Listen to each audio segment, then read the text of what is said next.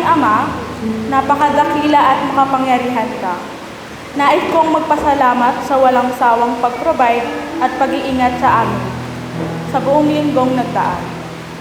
Ipinapanalangin ko po na ilid niyo ang mga puso namin ngayong araw upang bigyan ka ng papuri at pagsamba. Ang lahat ng ito ay tinataas ko sa inyo. Amen. So, karamihan sa atin ngayon ay may iba't ibang challenges sa buhay. Sa mga challenges na ay maaaring may na-stress, may nalulungkot, at may napapagod. At yung iba, all of the above.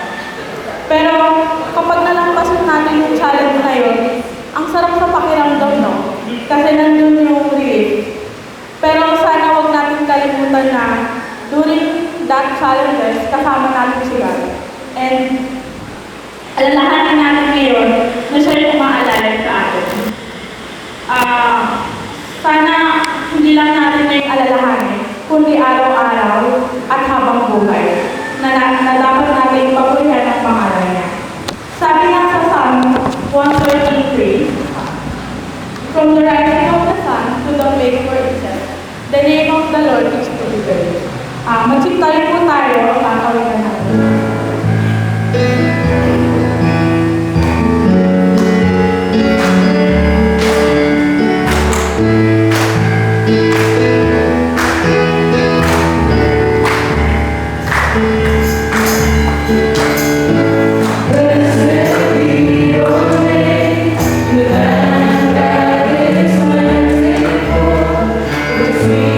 Of a wondrous road.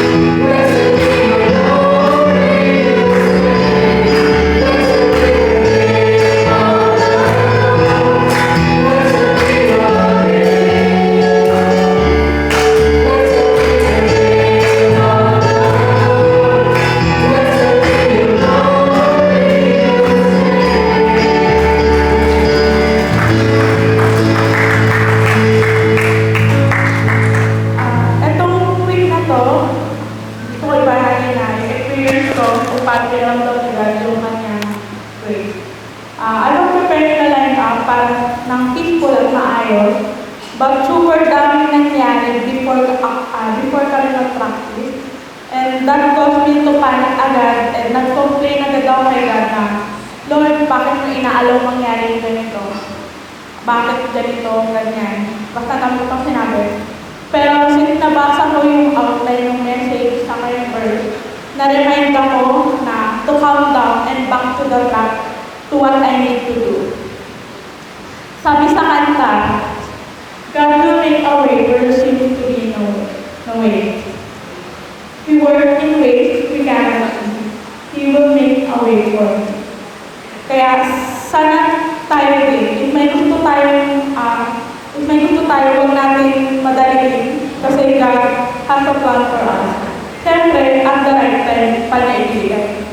We just need to be patient and hintayin yun hanggang sa matupad yung promise sa atin. Muli po natin siyang kawitan.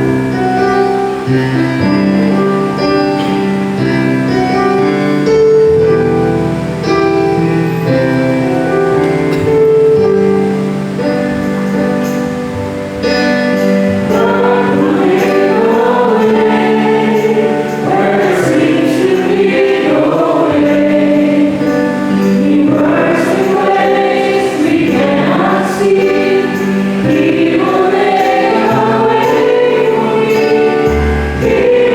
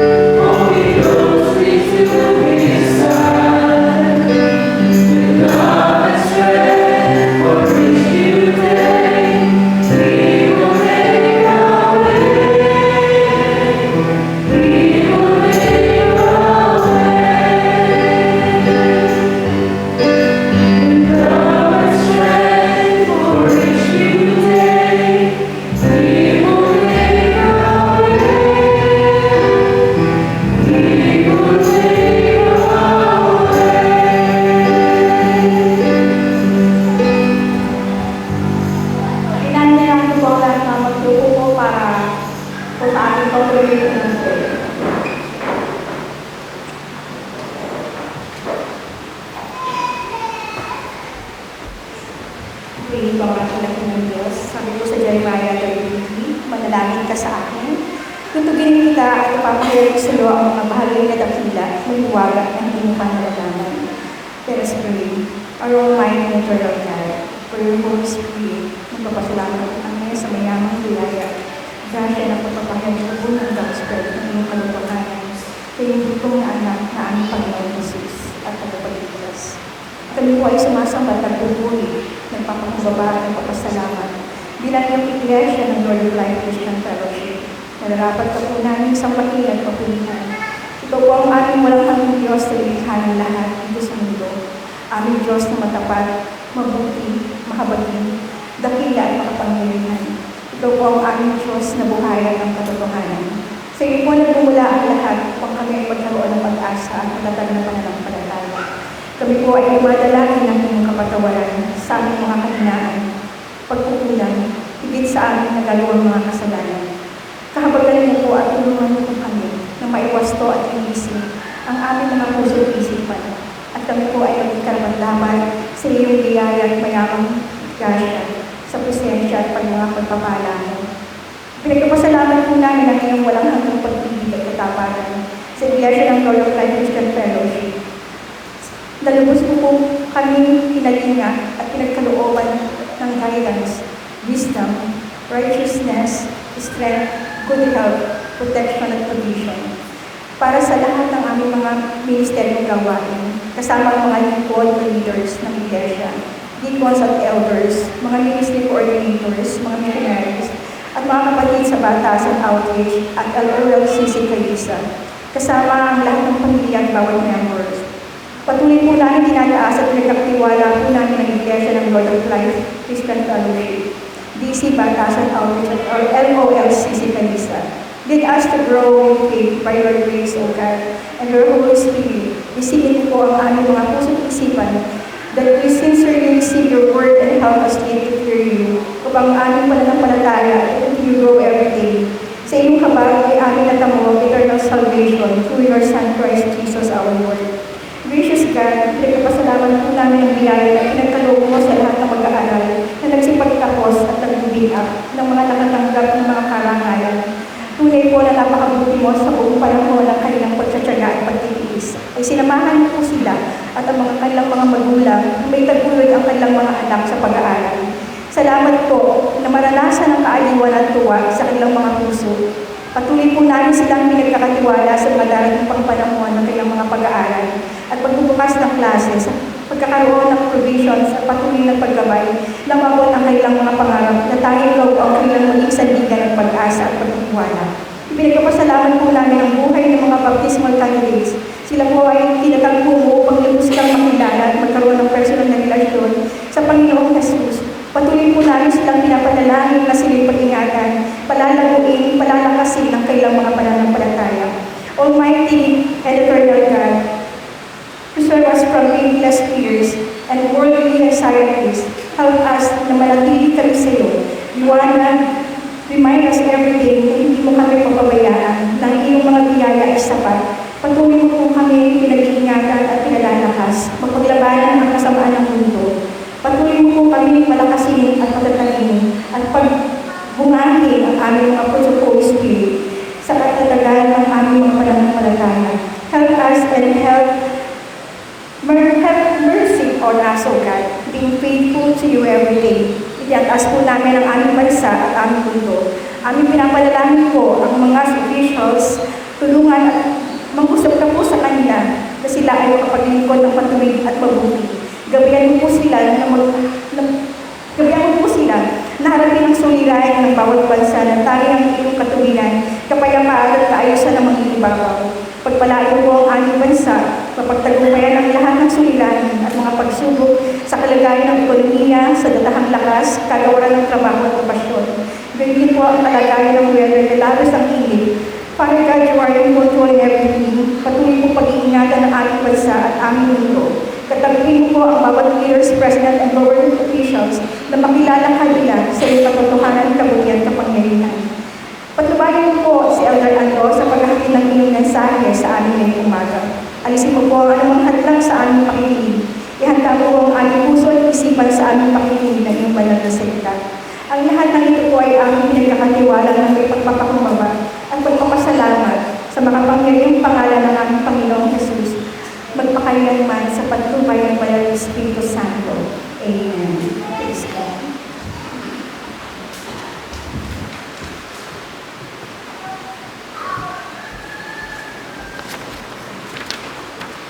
Ayan, sabi nga po sa Bible verse na to ay, sabi sa 1 Corinthians 15:10, "But by the grace of God, I am what I am, and His grace toward me was not in vain. On the contrary, I worked hard that any of them, though it was not I, but by the grace of God that is with me." Kaya tunay nga pong God grace is enough dahil tayo lang ay narito dahil sa kanyang biyaya. Kung ano man yung akala nating achievement natin o gagawin na meron tayo na akala natin tayo gumawa ng mali dahil ang lahat ng iyon ay biyaya ng God. At dahil sa biyaya na iyon ay pasalamatan natin siya at muli natin siyang papurihin. Kasi tayo po tayo.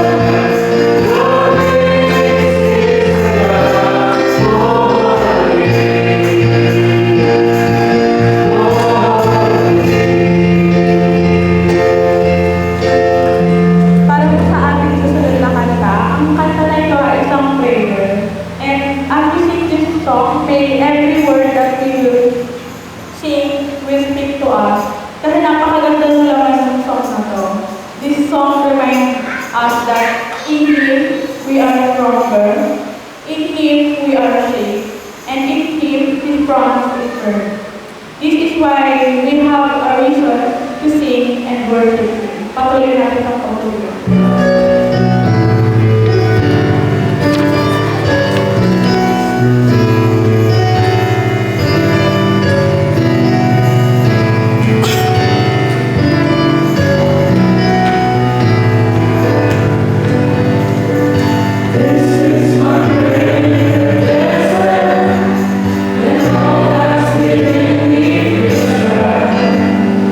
This is my prayer, my hunger and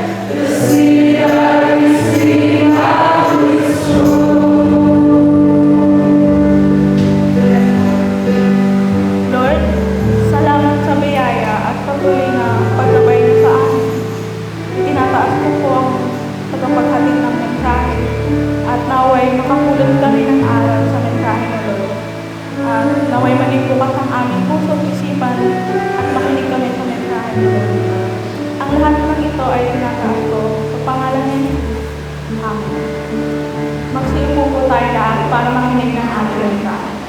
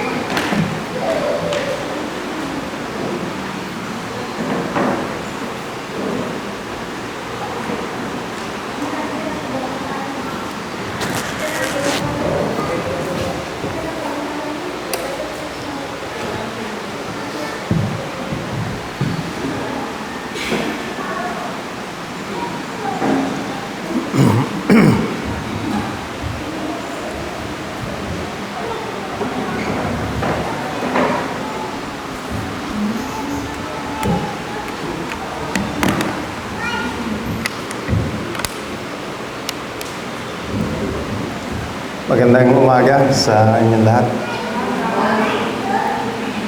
Sino po kahapon ang nakaranas ng brownout? Ay, mukhang sila lang. Pero mukhang may rotation ulit ng brownout. Dahil sa lumalaki lalo ang demand sa kuryente. Pero gusto natin may kuryente lalo na sa gabi para nakakakita tayo. At gusto din natin ay nakikita tayo ng mga kasambahay natin. Ano po? Natutuwa ako na makita kayo ngayong Sunday na ito. Hindi ko alam kung natutuwa kayo na makita ako na nakatayo dito sa harapan nyo ngayon. Pero di ba totoo na it makes a difference when you meet somebody and you look them in the eye. So, tinitingnan mo sila sa mata kasi nagkakaroon kayo ng parang connection. Diba? Ang ilan sa speakers ay ang tip, huwag mong tingnan sa mata yung audience. Tingnan mo lang yun sa bandang ulo nila para hindi ka ma-conscious sa audience mo kung ano man ang reaction nila. Pero ako personally ay mas gusto ko na makita ko ang aking audience, makita ko ang kanilang mata, mata-mata kami, mag-eyeball to eyeball kami. Kasi parang mas nakakapag-establish ng connection. At marami sa atin, hindi man magkaroon ng eyeball to eyeball na connection, meron sa atin na gusto ay nakikita lang kung sino yung mahal natin sa buhay. Pakita lang natin sila even from a distance. Pero yung mga bata, may mga instances, kung hindi man mas madalas, na gusto nila na yung mga magulang nila ay tinitingnan sila. I guess ang dahilan is they feel more secured kung ganoon, na alam nila na sila ay nababantayan ng kanilang mga magulang. May experience kami ni Oxy sa isa sa mga anak namin. Nasa ibang lugar kami at ewan ko ba naman ano yung pumasok sa isip ko. Abay, pinagtaguan ko yung anak namin. No? Abay, nung hindi niya na kami makita, abay, umiyak. No? Dahil hindi niya na kami makita. Pag-uusapan natin ngayon ay ang aspeto na ang Diyos ay nakakakita, nakikita tayo. Hindi ko alam kung ano ang dating sa inyo nun. Does it give you comfort or nagiging uncomfortable ba kayo? Sa katotohanan, na ang Diyos na ating sinasamba ngayong araw na ito, ngayong umaga na ito, ay nakikita tayo. Siya ay nakakikita. But I hope it gives us comfort. that the God that we worship is able to see us. At yan po yung pag-uusapan natin ngayong araw na ito, ang Diyos na nakakikita. Mula sa experience ng isang alipin na ang pangalan ay si Hagar. O paano ba yun sa Tagalog, Lem? Hagar? Parang pangit naman, Hagar. Let's just keep the name Hagar. Para medyo maganda-ganda ng konti, no? Hagar. At ang kwento ni Hagar ay makikita natin sa Genesis 16. At may experience siya kay Yahweh. At sa experience na ito kay Yahweh, binigyan niya ng pangalan si Yahweh. At ang kanyang binigay na pangalan ay The God Who Sees, ang Diyos na nakakikita. At titingnan man natin ang kabuuan ng Genesis 16 sa araw na ito, magfo-focus lang tayo doon sa experience mismo ni Hagar, yung kanyang encounter sa Diyos. Manalangin po tayo. Panginoon, maraming salamat po sa araw na ito. Salamat sa bawat isa na dinala mo dito. Nakikita mo ngayon, Panginoon, ang bawat isa sa amin. At sa aming pag-upo dito, sa pag-awit kanina, sana ay naitaas namin ang pangalan mo, napapurihan ka namin, na-bless ka namin. At ngayon, Panginoon, maski sa pakikinig, no, yung sense na nakikita mo kami, nagko-communicate ka sa amin. At ako, Panginoon, nagpapasalamat sa iyo sa paggabay mo sa akin nitong mga nakaraang linggo para sa paghahanda dito. Be with us, Lord.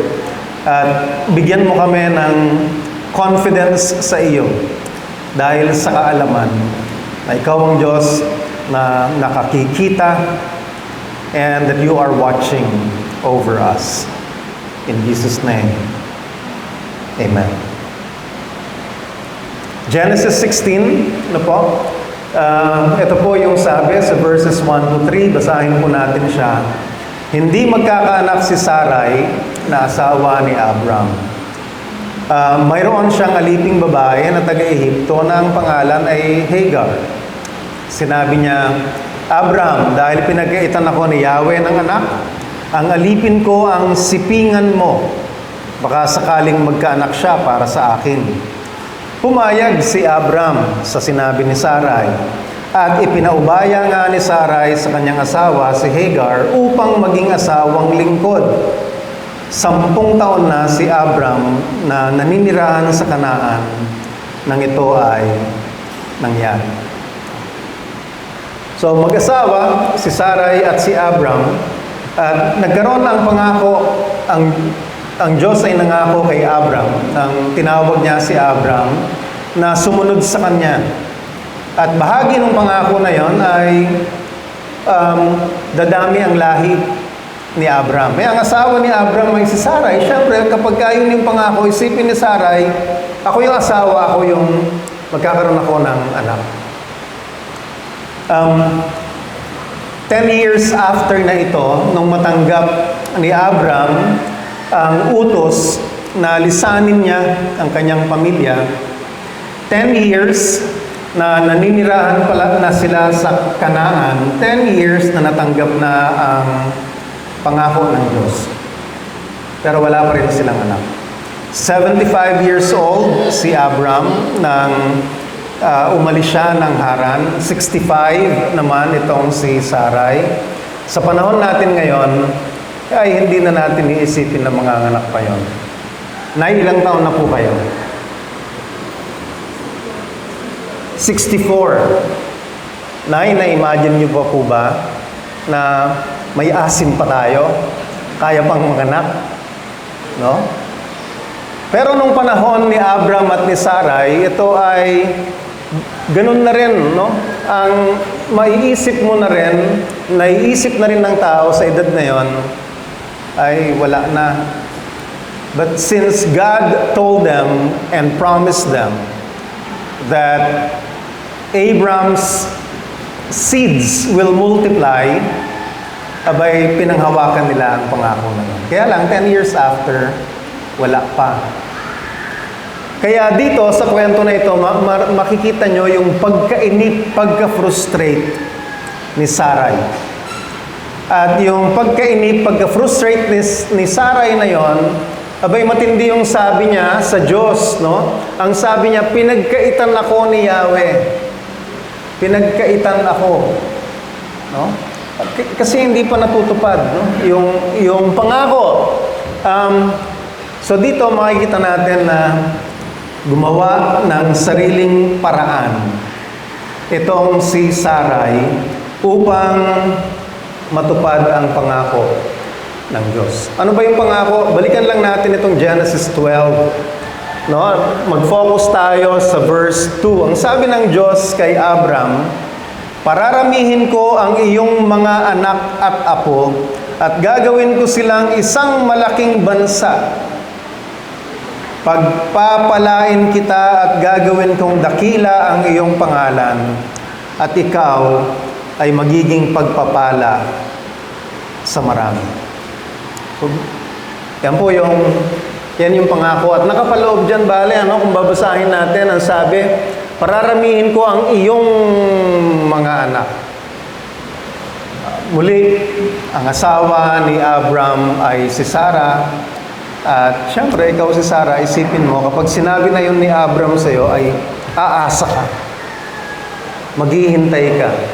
At malamang ay excited si Sarah na magkaanak. Kaya, 10 taon ang nakaraan, na-frustrate siya. Gumawa siya ng kanyang sariling paraan upang matupad ang pangako ng Diyos. Si Abraham ba, frustrated din? Well, kung titingnan natin yung chapter before, yung Genesis 15, ito naman yung dialogue ni Abraham, no? Kausap niya ang Diyos. Ang sabi niya sa Diyos, Panginoong Yahweh, ano pang kabuluhan ng gantimpala mo sa akin kung wala naman akong anak? No? This is the chapter just before 16. Klaro, dito bale, sa chapter na ito, sa mga salitang binitiwan ni Abraham, na frustrated din siya. No, pwedeng isipin natin, no, iniisip siguro ni Abraham, Lord, sumunod naman ako sa iyo. Ang sabi mo sa akin, lisanin ko ang Haran, lisanin ko ang pamilya ko. Pumunta ako sa lupang ituturo mo na hindi ko alam kung saan yon.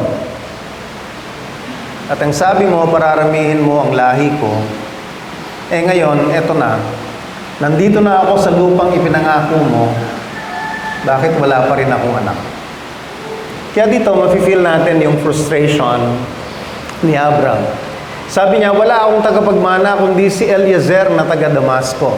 Siya yung kanyang, anong tawag doon? Yung head servant, mayordomo, no? Sa lengguwahe natin, mayordomo. Hindi mo ako pinagkalooban ng anak, kaya ang alipin kong ito ang magmamana ng aking ari-arian.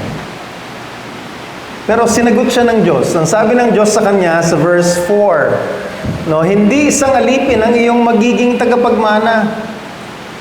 Ang sarili mong anak ang magiging tagapagmana.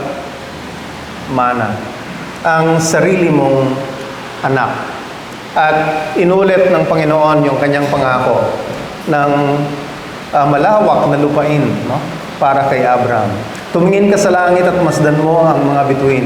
Mabibilang mo ba iyan, ganyan karami ang magiging lahi mo.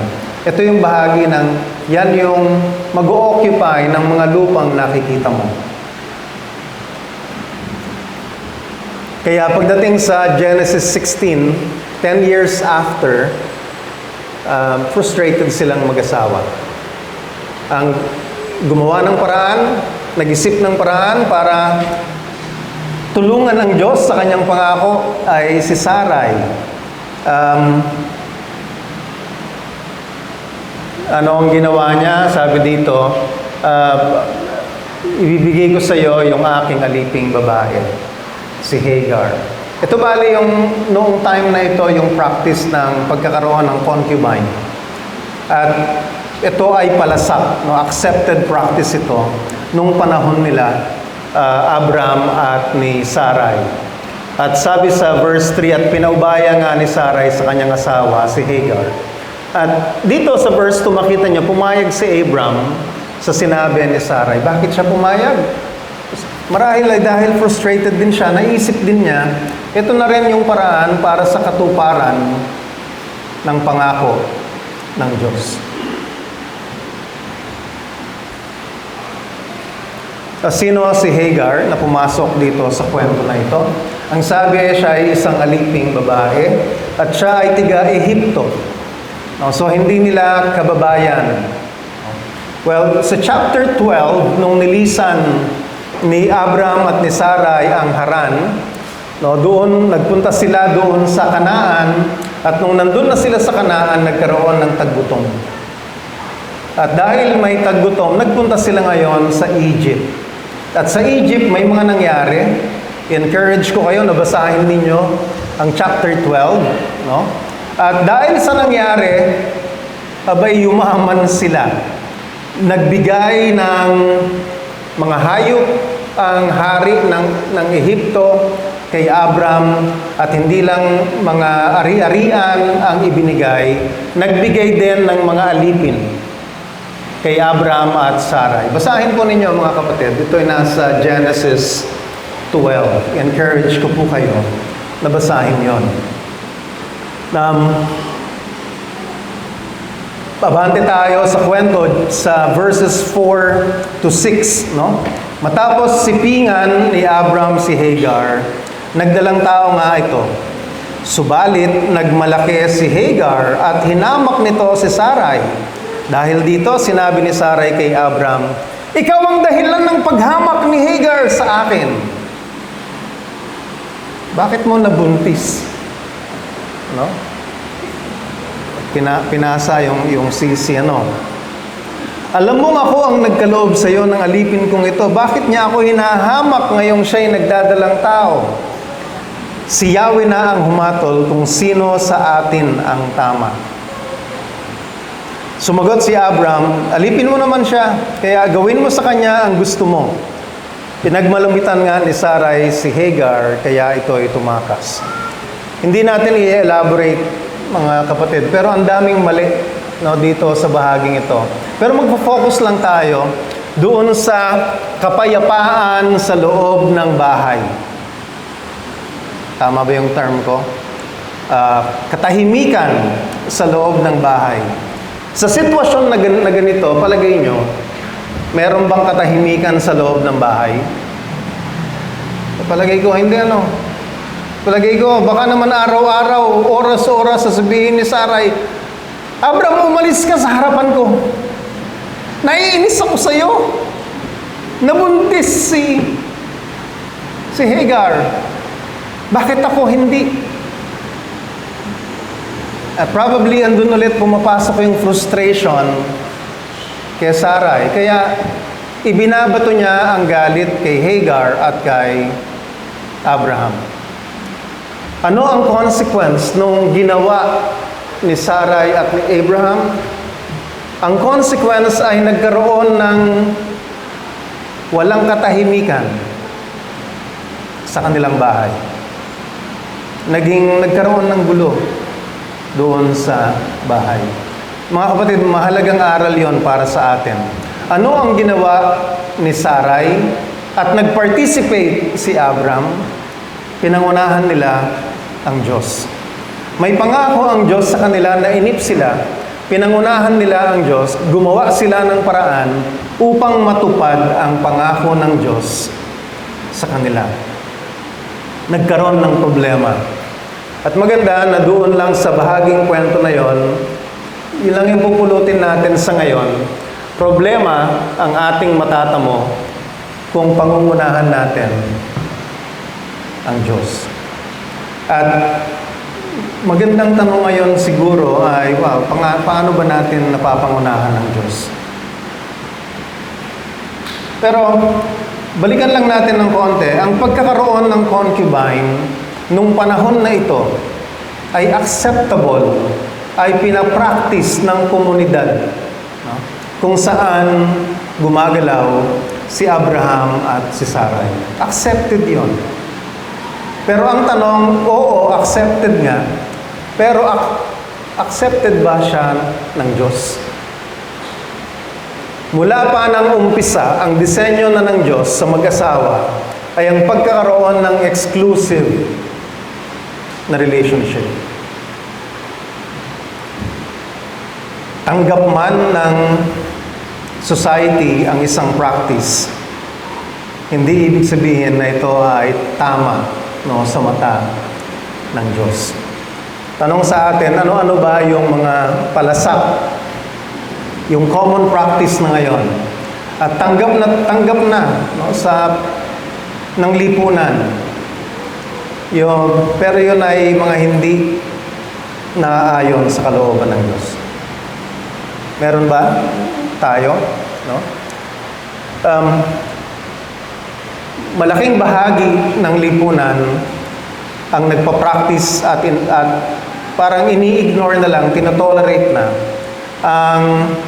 ang same-sex marriage. In fact, there is a bill for that. Ang live-in, ang sex before marriage, common na siya. At lalo na kung napapanood pa natin, nakaka-impluwensya sa atin. Pero ang mga bagay na yon ay hindi katanggap-tanggap sa Diyos. Gawin nating personal, itanong natin sa ating mga sarili, ano-ano ang mga palasak at tanggap na pamumuhay sa ating kultura na sa ngayon pero hindi naaayon sa kalooban ng Diyos. Na una, tinotolerate natin. Pangalawa, pwedeng pinapractice din natin. Meron ba? O sa ating mga sambahayan? Pag-isipan po natin.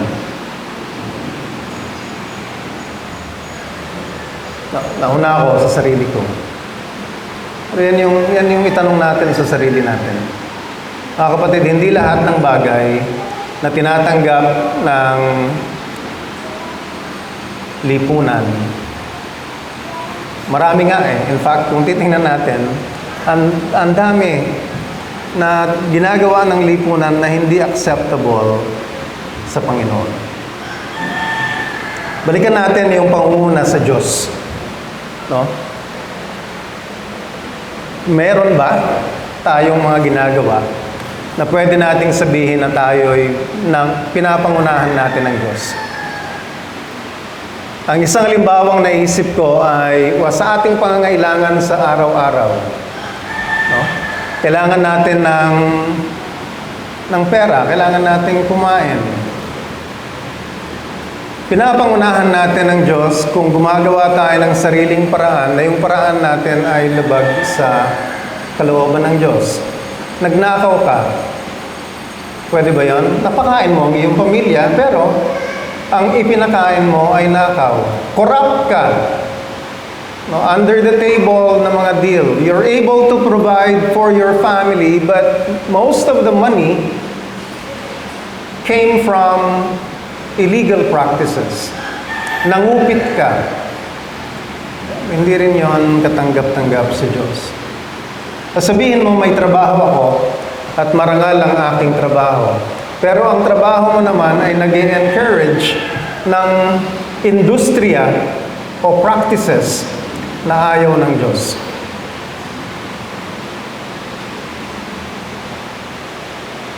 Parang mahirap nabigyan ka ng trabaho, pero yung trabaho mo will encourages certain practices na hindi naman katanggap-tanggap sa Diyos. Pwede mo sabihin, teka muna, pagkakakitaan ko to, malinis naman ito. Pero pwede ka naman siguro maghintay, mamili. No? Lem, hindi ako nagpaalam sa'yo. Balikan ko lang yung kwento mo. 2 dekada na ang nakaraan. 2 dekada na ba? Ang tagal na, Bagong graduate si Lem, naghanap ng trabaho. May mga offer. Pero yung isang condition niya, libre ang kanyang linggo. Maraming trabaho ang pwedeng makuha, pero pwedeng kainin nito ang linggo. Pero kailan pinili niya, hindi, ang tatanggapin kong trabaho ay yung libre ang aking linggo kasi ito yung nakaset na araw ng aking pananambahan. Sa love relationship, no? Alam natin, paulit-ulit sa pulpito, sinasabi na ang nais ng Diyos, ang iyong makakapamatok ay kasamahan mo, kapatid mo, sa pananampalataya. Pero, sige na, matagal na, kahit sino na. Pero hindi yan katanggap-tanggap sa Diyos. At merong consequences ang decisions natin na yun. So, balikan natin si Hagar, na siyang focus ng ating pag-uusapan ngayong araw na to. Ang haba ng aking intro, no? Sabi sa verse 7, sinalubong siya ng anghel ni Yahweh sa tabi ng isang bukal sa ilang na malapit sa daang patungo sa Shur. Naglayas siya dahil pinagmamalupitan siya ni Sarai. Kaya ito sa 7, ito naglayas na siya. Verse 8, Hagar, alipin ni Sarai, saan ka nanggaling at saan ka pupunta? Tanong ng anghel. Tumakas po ako sa aking Panginoon, ang sagot ni Hagar. Sinabi ng anghel, magbalik ka at muling magpasakop sa kanya. Nang panahon na ito, isipin natin, si Hagar ay buntis na. Si Hagar ay naglayas. So kung naglayas ka, makakapagdala ka kaya ng sufficient na supply para bumiyahe sa disyerto. Ang kalupaan noon ay semi-desert to desert. Malamang ay wala. Kung meron man siyang bit-bit, napakakonti lamang. At sa haba ng biyahe, malamang ubos na yung kanyang tubig, no? At siya'y buntis, hindi madaling maglakad. Although hindi ko naranasan yon, hindi pa ako nabubuntis. No? Pero ngayon po, na nagka-COVID ako ng 2 linggo, nafe-feel ko, ang dali kong mapagod. Konting lakad lang, mapapagod ako. So malamang, dahil buntis, madaling mapagod si Hagar. Pero wala siyang masyadong dalang supply. Kaya maigi, sabi sa verse 7, nakakita siya ng isang bukal. Kakaroon siya ng break, marerefresh siya, makakainom siya, mapapalamig niya ang katawan niya, makakapaghugas siya. Pero bukod doon, sabi ng kwento, sinalubong siya ng anghel ni Yahweh doon sa bukal.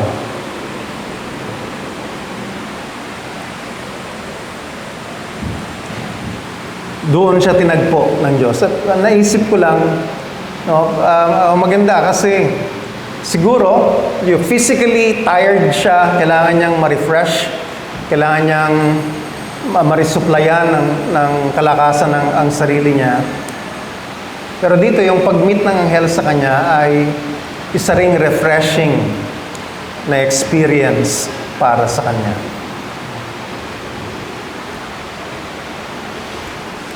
Anghel, nabanggit, small a, may sa mga komentarista nagtatalo kung ito daw bang anghel na ito ay si Jesus. No, hindi. Hindi ko po alam. No? Pero sa verse 13 nitong Genesis 16 ay tinawag po ni Hagar yung anghel na Diyos. Makita po natin yun mamaya sa verse 13. Pero nung panahon na ito, ang anghel, no, yung mismong Hebrew word na anghel, ang ibig sabihin ay messenger, no? Mga messenger sila ng Diyos. Representative sila ng Diyos. Yun yung sa mga messengers noon, messenger ng hari, yung tatanggap, itatrato siya na parang nasa harap niya ang hari. Binibigyan ng galang, no, yung isang messenger. Sa ngayon, parang hindi na, no? Messenger ka. Amin na, no? Alis. Pero noon ang mga messengers ng tagapagdala ng balita ay respetado, no, ng mga tumatanggap ng balita.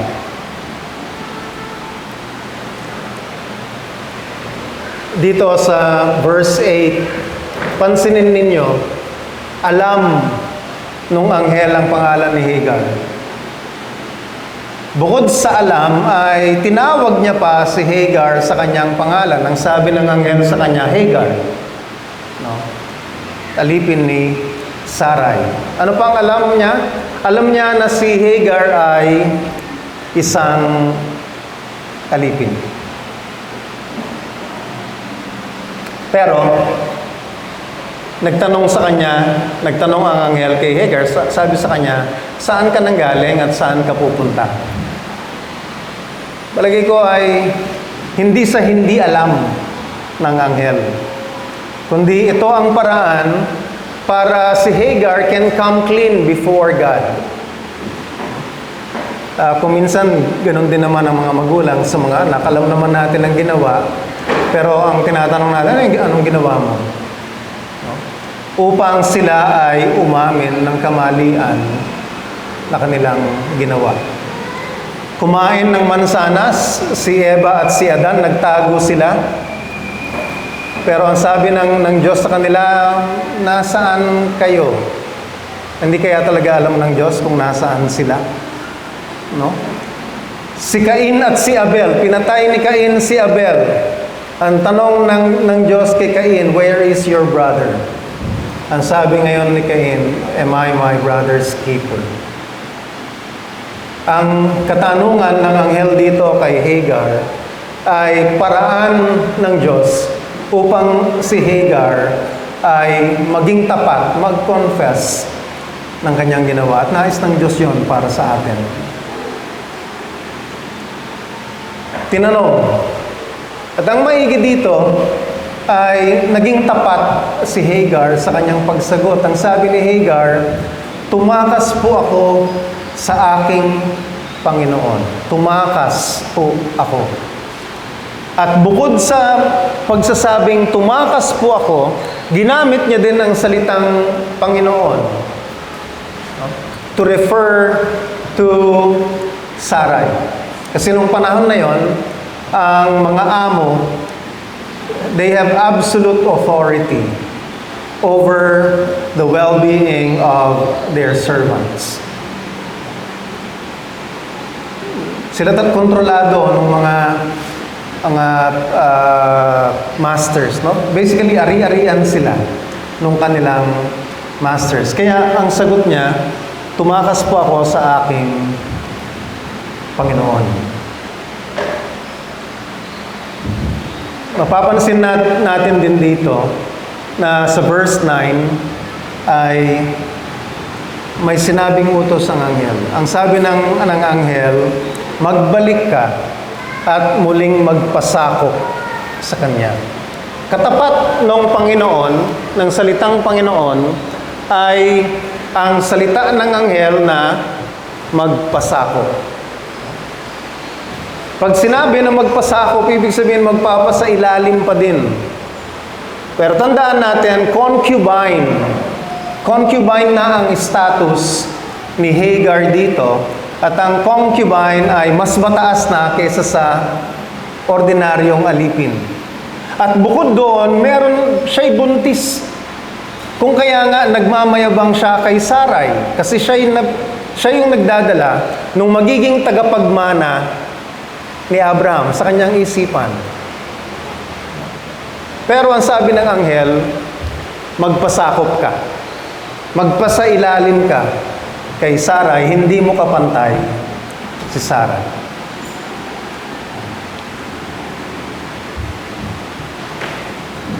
Ten to 12, no? Sabi ng anghel, hindi siya tumigil, no, doon sa utos lamang. May sinabi pa yung anghel sa kanya, andito sa 10 to 12, mga anak mo ay aking pararamihin at sa karamihay di kayang bilangin. Di na magtatagal, ikay magsisilang Ismael sa kanya iyong ipangalan, sapagkat dininig ni Yahweh ang iyong karaingan. Ngunit ang anak mo ay magiging mailap Hayop na asno ang makakatulad. Maraming kalaban, kaaway ng lahat, di makikisama sa mga kaanak. Ang sigurado sa pahayag na ito ay ang pagsasabi ng anghel sa kanya na may papanganak mo ang sanggol sa iyong sinapupunan. Lalaki, mabubuhay ang sanggol na iyong ipapanganak. Hindi magiging alipin sa bahay ang iyong anak. No? Meron siyang choices sa sarili niya kasi sa description ng kanyang personality. Pero may sinabi din dito na magkakaroon siya ng relational issues, relational problems. Pero yung relational problems na yon, sa tingin ko, ay bahagi pa din ng consequence nung pangunguna ni Sarai at Abraham. Ay isang katotohanan, ang kasalanan, hindi lang yung may kasalanan ang apektado. Ang mga taong nakapaligid ay apektado. At ang kasalanan na yon, yung consequences nun, pwedeng maipasa sa susunod na henerasyon.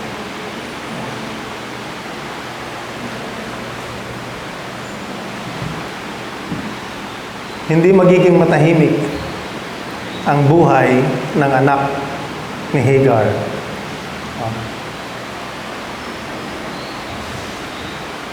Ang isang bagay na ginawa din ng anghel ay siya yung nagbigay ng pangalan. Hindi pa ipinapanganak, pero sinabi niya na kay Hagar, Ismael, ang ipapangalan mo sa kanya. Sino pa ba yung sa mga kwento sa Biblia ang alam niyong gano'n na di pa nga pinapanganak, yung anghel ang nagbigay ng ipapangalan? Sino pa? Si Jesus. Emmanuel, ano pa? Sino pa? Ha? Sino? Si Samuel. So, meron mga ganon na binibigay ang pangalan, Dito, ang meaning ng Ismael daw, nandyan mismo, sapagkat dininig ni Yahweh ang iyong karaingan. So, ang ibig sabihin ng Ismael ay dininig ng Diyos ang iyong karaingan. Ano ang significance nito para kay Hagar? Tuwing tatawagin niya si Ismael, maaalala niya, dininig ng Diyos ang aking karaingan. Kay Ismael, kung ipinaliwanag ni Hagar sa kanya, iisipin niya, ako ay buhay dahil dininig ng Diyos ang karaingan ng aking ina. So habang buhay, ay mapapaalalahanan si Hagar nung pagtagpo ng Diyos sa kanya sa bukal at pag-i-extend ng biyaya ng Diyos kay Hagar. Bakit? Bakit ko nasabing pag-i-extend ng biyaya? Pauna, si Hagar bilang isang Egyptian, ano kaya yung kanyang kinalakhan na paniniwala at practices? Sino kaya ang kanyang sinasamba? Ang Egypt ay napakaraming Diyos-Diyosan. Madami silang Diyos-Diyosan. Subalit, sa sambahayan ni Abraham at Sarai, si Yahweh ang kanilang sinasamba. Ay hindi talaga siya kilala ni Hagar, pero marahil dahil sa nakatira siya sa loob ng bahay, na familiarized na siya, doon sa kung papaano ang pag-deal ni Abraham at ni Sarai kay Yahweh. Nakilala niya na rin si Yahweh. Pero hindi ibig sabihin na sinamba niya na. Pero kung ikaw ay taong gipit, sa mga kababayan natin ngayon, mga taong gipit, bay lumilipat ng kung ano-anong iglesia, ano-anong simbahan. Kasi may sa Baclaran, meron kang kung sinong dadasalan, St. Jude sa kung anong church, sa Manawag, kung anong meron, No, lumilipat-lipat. Kung sino-sinong santo ang dinadasalan, marahil nung panahon na ito, si Hagar tumawag din sa mga kanyang mga Diyos-Diyosan. No, kung sino-sino yung kilala niyang Diyos-Diyosan, no, ng Egypt. Pero marahil, hindi pala marahil, sigurado na nanalangin din siya kay Yahweh. Bakit? Yun mismo sabi ng talata Dininig ni Yahweh ang iyong karaingan. Ibig sabihin, dumaing siya na ina-address niya si Yahweh. Paano niya nakilala si Yahweh? Dahil nakatira siya sa sambahayan na sumasamba kay Yahweh. At sana ganun tayo mga kapatid, Kung may mga kasambahay tayo kasama sa bahay, ay naipapakilala natin ang Diyos natin doon sa mga hindi nakakakilala sa Kanya.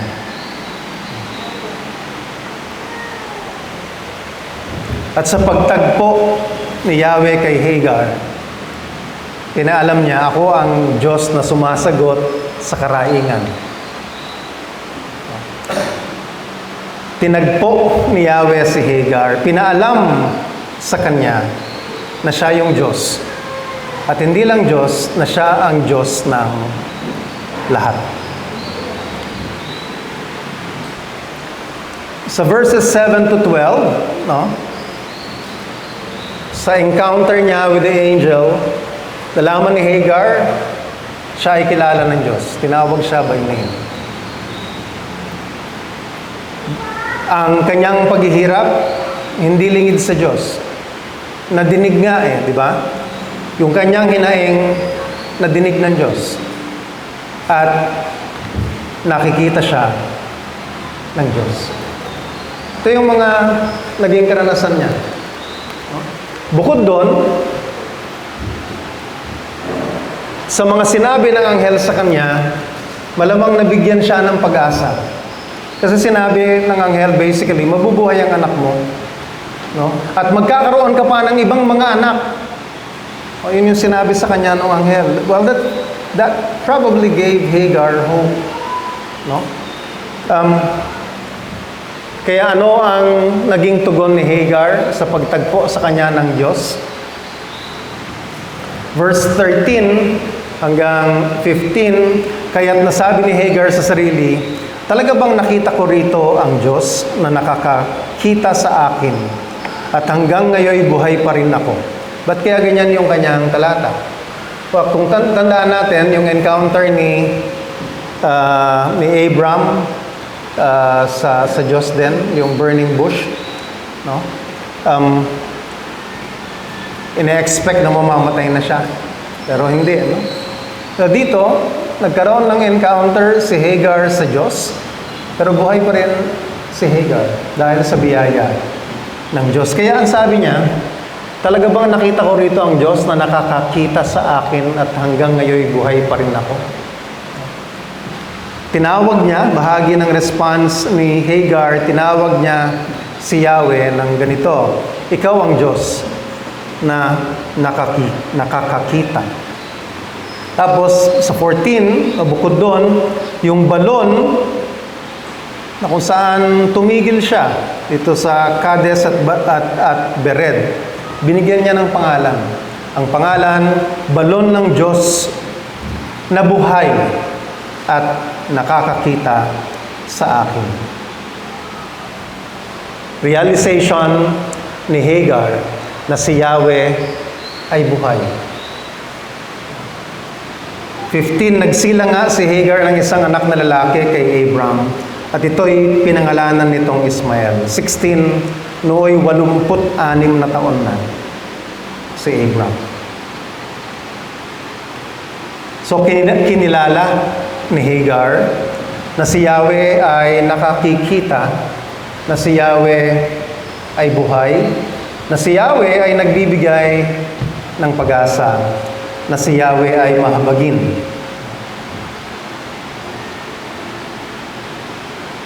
Grabe yung kanyang response, nagbigay siya ng pangalan.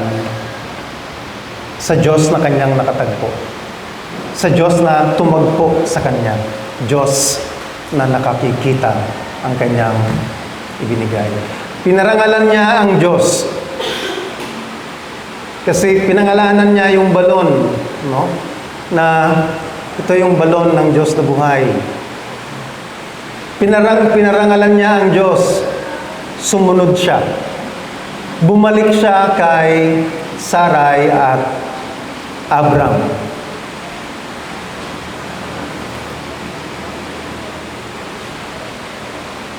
Ikinuwento niya kay Abram ang nangyari sa kanya. Kaya dun sa verse 15, ang ibinigay na pangalan ni Abram sa bata ay Ismael.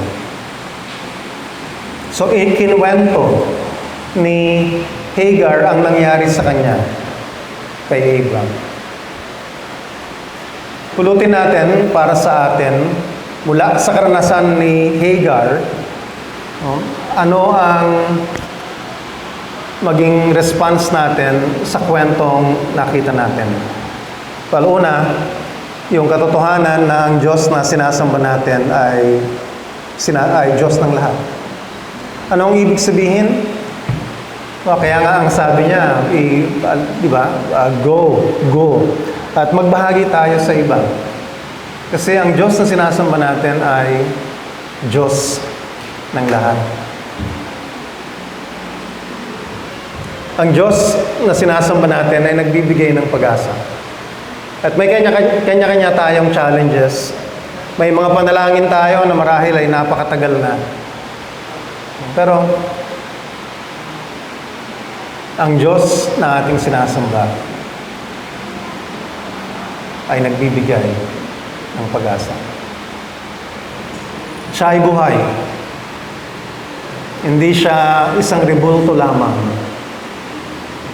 na walang pwedeng gawin. Siya ay buhay, kaya siya ay nakakikita, nakakarinig, siya ay makapangyarihan, kumikilos siya. At dito ang kanyang pagkilos ay ang pagtagpo kay Hagar sa panahon na talagang kailangan ni Hagar ang Diyos. Tayo rin, binigyan tayo ng Diyos ng pag-asa, di ba? Nung tinanggap natin siya bilang ating tagapagligtas at Panginoon. He gave us hope. Ang sabi niya, bigyan ko kayo ng kapayapaan. Ang sabi niya, ligtas na kayo mula sa forever na pagkahiwalay sa Diyos. Yun ay mga pag-asa na natanggap natin nung na-encounter natin si Jesus. Si Jesus ay nabuhay mula sa pagkamatay, kaya tayo rin ay mabubuhay. Meron din tayong life after death. At yung life after death na yon ay kasama ang Diyos Ama, kasama si Jesus sa langit. Nakakikita. Tanong ko kanina, ano ang dating sa inyo ng Diyos na nakakikita? Kung wala tayong ginagawang kasalanan, hindi naman tayo magiging uncomfortable, di ba? Matutuwa tayo na ang Diyos ay nakakikita. Ibig sabihin nun, alam niya kung ano ang ating problema. Kaya nandun siya at naghihintay siya na tayo'y tumawag sa Kanya. Kung minsan hindi niya na hinihintay tayo na tumawag, tinutulungan niya tayo kaagad. Kilala tayo ng Diyos na ating sinasamba. Hindi lang niya tayo kilala sa ating pangalan, kilala niya tayo sa circumstances na meron tayo. Ang sabi sa mga salmo, alam niya nga kung ano yung bilang ng buhok sa ating ulunan. Maski na konti na lang ang buhok, alam niya yun. Maski na marami ang buhok, alam ng Diyos yun. Ang Diyos na ating sinasamba ay nakakakita at kilala niya tayo. Sa karanasan ni Hagar, upang maranasan ang lahat ng ito, ano ang Ano ang itinanong ng anghel kay Hagar? Ang tanong ng anghel kay Hagar ay, saan ka galing? Sa atin din, para maranasan natin ng kabuuan ng biyaya ng Diyos. Ang nais niya din ay maging tapat tayo sa Kanya. Sabi, if we confess our sins, He is righteous, and just. He will cleanse all our unrighteousness. Lilinisin niya tayo at patatawarin niya tayo.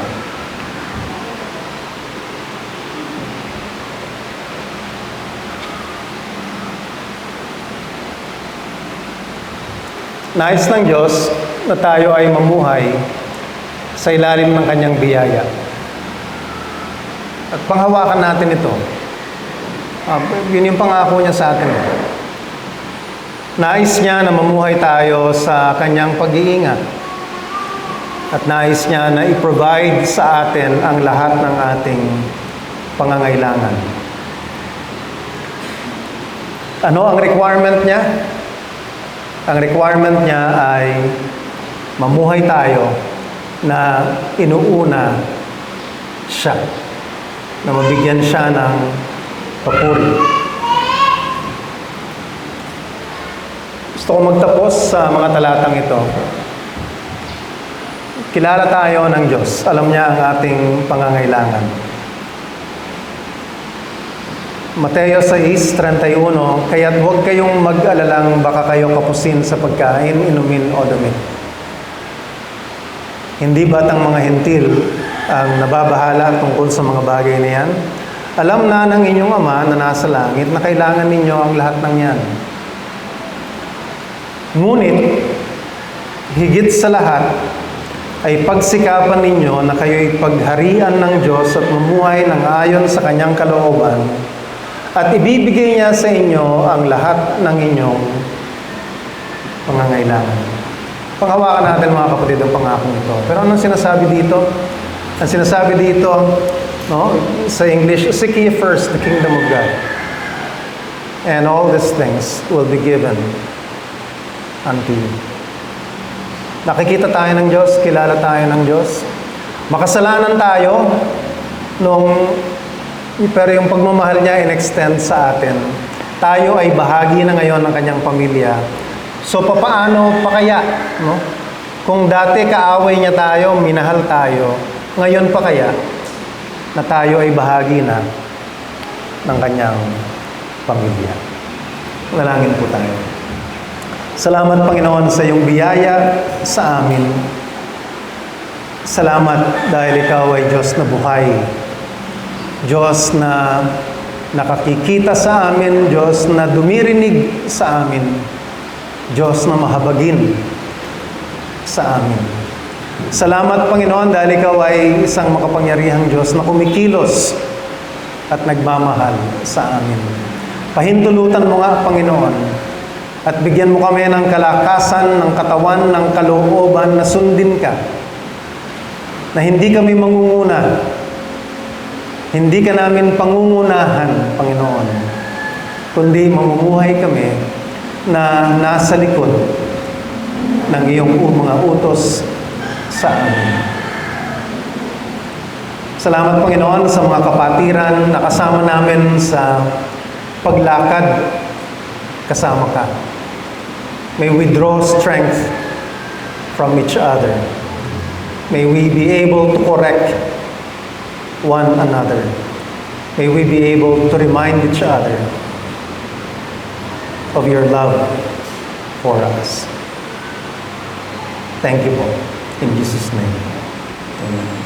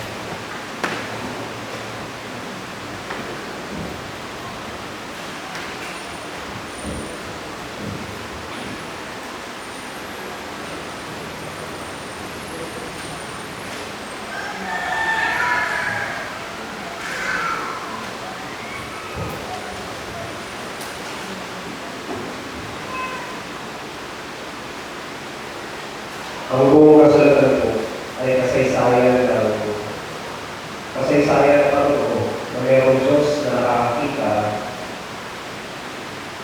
at Diyos na nakakakinig sa atin. Ilang taon pagkatapos sa ikang nakatanong ni Hagar na aligin ang bayan ng Israel. At ang sabi sa Exodus chapter 3, verses 7 to 8, sabi ng Panginoon, nakita ko ang paghihirap ng aking mga mamamayan sa Egypto. Narinig ko ang paghingi nila ng tulong dahil sa sobrang pagmamaluti ng mga namamahalan sa kanila. At naawa ko sa kanila dahil sa kanilang mga paghihirap. Pagdating sa panahon ng mga hukom o judges, meron din. Magpapadala ang Panginoon ng leader o hukom na magpapalaya sa kanila mula sa paghihirap. Dahil pinapakinggan ng Diyos ang kanilang mga labi. Kahit pumunta tayo sa huling aklat na kasalatan sa Revelation, kasama sa inaalay ng insenso ay ang mga panalangin ang sabi sa Pahayag chapter 8, panalangin ng mga pinangalan. Kasama sa nangyayari ngayon ay pinapakinggan ng Diyos yung ating mga panalangin at nakikita. Kanina po natapos yung interview para sa mga president sa Congress. Magandang pagkakataon para sa mga interview na pakinggan namin first hand yung kwento ng mga candidates. Ilan sa kanila galing sa pizza, hindi na nag-post dito sa kanila, hindi ko nila nakilala ko. Ang ilan sa kanila lumaki sa pamilya naman ng kanila. Pero kahit ganyan yung sitwasyon, pero kahit ginamit ng Diyos, labas sa kanila pamilya, hindi namin makaibigan para makakilala sila sa Panginoon. Kahit po yun, ay patotoo na nakakakita, nakakadinig ang Diyos. Yung gagawin po natin na mag-aalala, na malala po na ngayong mga ay pagpapatotoo at pagpapatibay na mayroong Diyos na nakakita at nakakalimutan. Nakita na tayo na hindi niya ating ito. Alam niyo yung sitwasyon natin, yung ating buhay, yung nakalisip na kasalanan, pinadala yung kayo sa Senado para makalaya tayo mula sa pagkakabihan ito at maranasan natin yung bagong buhay na kasama. Hindi lang siya basta tumingin, hindi lang siya basta hindi lang niya basta narinig ang ating paglalaro. Tumulong siya at pinadala niya yung kayo sa Senado para magkaroon tayo ng relationship.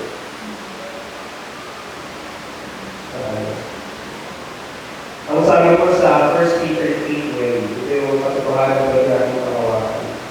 Kasama na yung salita na ating napakinggan. The eyes of the Lord are on the righteous, and His ears are open to their prayers. Iniingatan ng Panginoon ng mabuti at sinasagot niya ang mga panalangin nila. Matulad po ni Hagar, wala tayong karapatan na magkaroon ng ugnayan sa Diyos. Pero pinili niya na tumingin sa atin at pakinggan ang ating pinalingin sitwasyon, pinadala sa Kristo. Bago po kayo anyayahan, ako mukhang naman ang inilagay ko. Gusto ko yung bigyan ng pagkakataon, ilang minuto, natungkol sa katotohanan na yung napakinggan. Ano yung gusto niyo sabihin sa Diyos pagkatapos mo marinig yung katotohanan na nakikita ka ng Diyos at napapakinggan ka. Hindi po ulit natin. Manalangin po tayo, ikaw lang ang Diyos. Kahit naman po gusto mo sabihin. Salamat.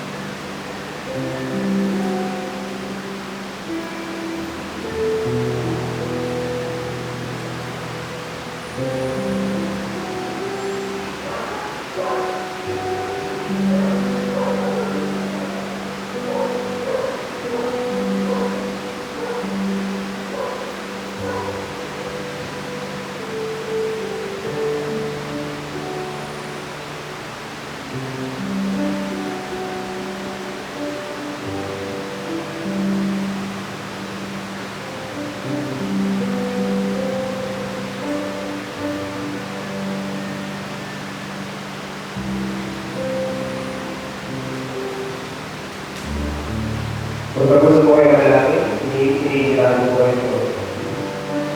Dalawang pila, at dalawang mga gawin natin. Kumuha po kayo ng evento. At tinapay. At gawin tayo ng matahili. Sabay-sabay po natin.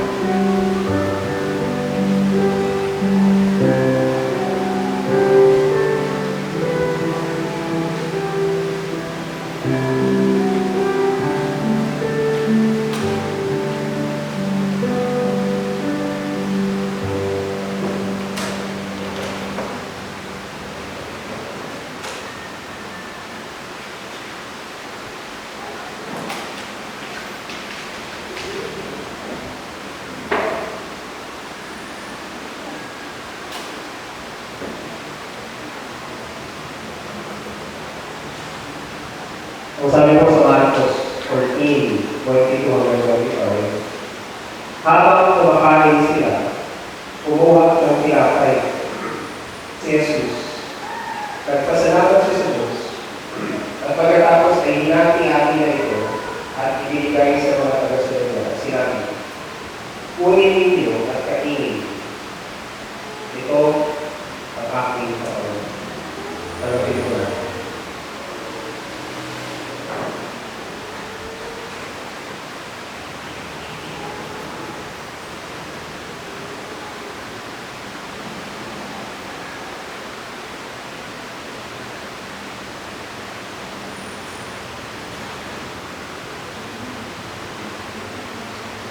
Pagkatapos, kumuha siya ng inumin, nagpasalamat sa Diyos at ibinigay sa kanila. At uminom silang lahat. Sinabi niya sa kanila, ito ang aking dugo na ibubuhos para sa maraming tao. Ito ang katibayan ng bagong kasunduan ng Diyos sa mga tao. Pagkatapos na.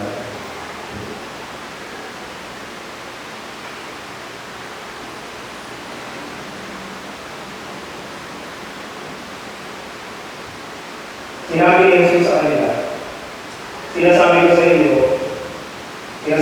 inyo ang totoo, maliban kainin niyo ang katawan ng anak ng tao at inumin ang kanyang dugo, hindi kayo magkakaroon ng buhay na walang madalawang buhay.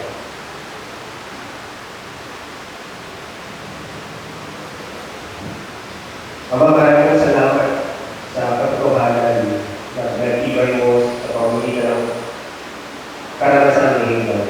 Salamat po dahil ikaw ang Diyos na nakakakita sa amin. Diyos na dumilig, Diyos na totoo at buhay, kung Diyos sa aming buhay. Noon hanggang ngayon, hanggang katapusan. Salamat dahil kami lugar sa iyong kapagkalinan. At tinawag mo kami para magkaroon ng ugnayan sa iyo. Salamat sa sakripisyo ng aming Panginoong Jesus na nag-alay ng kanyang buhay, nagtuwa sa kanyang tulong.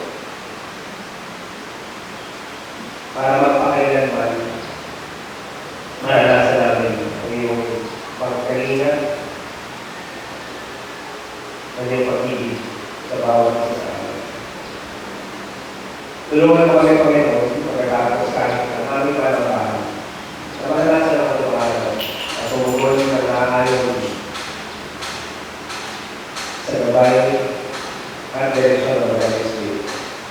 Ito po ang aming panalangin na may pagsama at pasalamat sa pangalan ng Jesus. Amen. Name ko si Jason Pedro.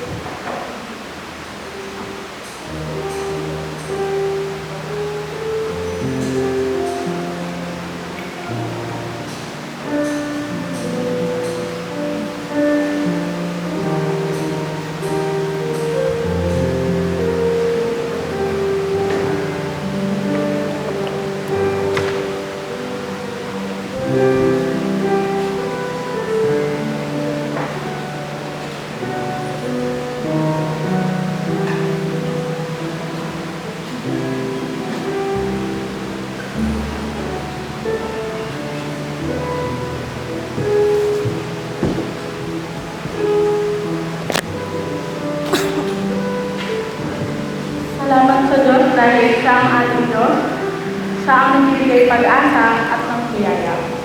Parte po ng ating panambahan ang paubad ng loob sa Kanya. Kaya naman tinatawag sa Sonia Miguel na ilibot nila yung tayo ng offering at sipak nila naman po yung ilibot ng social worker.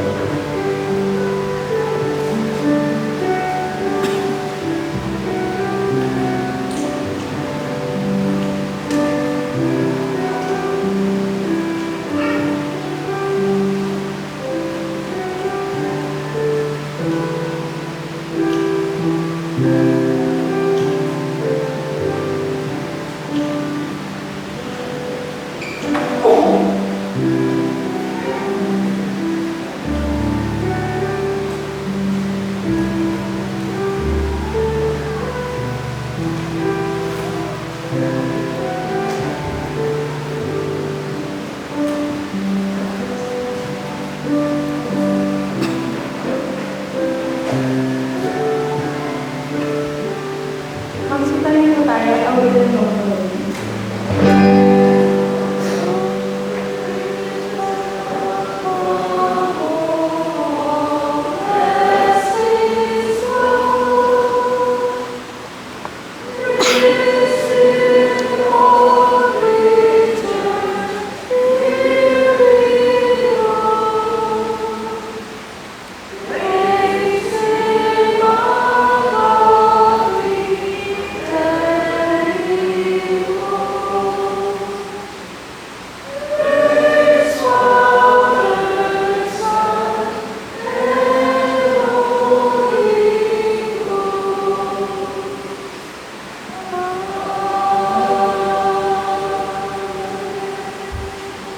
Magsitayin po tayo. Para po sa ating announcement, sa darating ng prayer meeting at sa susunod na Wednesday, yung 5-24, may prayer meeting po ng 7 p.m. Ang pag-signature po at sinunod. Sa susunod na linggo po, yung 9-24, para po sa ating worship service dito sa Dona Carmen, ang worship leader po natin ay si Dave Dayan at invited po yung teachers natin dati. And ang text po natin ay 2 Timothy 2:2, and ang topic po is passing on the way. Pero bago po na yan, may nais po pasalamat ni Jess Abad sa mga nakiramay sa kanya at sa mga sa gusto pa po makiramay, yung ibig po niya is sa uniform. So, ay, ibig ng tatay, sorry. Wala. Ayun. And para po sa ating calendar, may isa po mag-anniversary and may birthday po. Sa June 6 po, birthday po ni Cristo Makasae. And sa June 7 naman po ay anniversary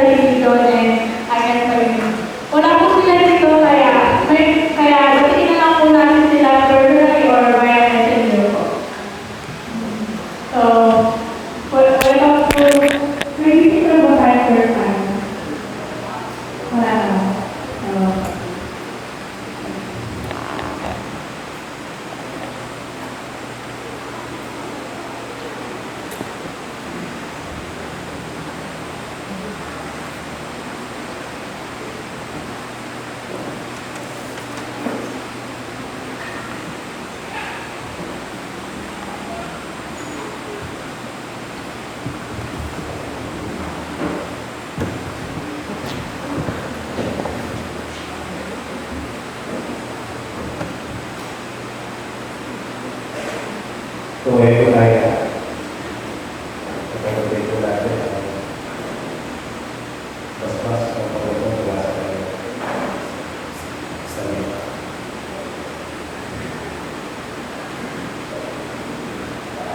Now may the God of peace, who brought again from the dead, our Lord Jesus, the great shepherd of the sheep, by the blood of the eternal covenant, equip you with everything good, that you may do His will, working in us that which is pleasing in His sight.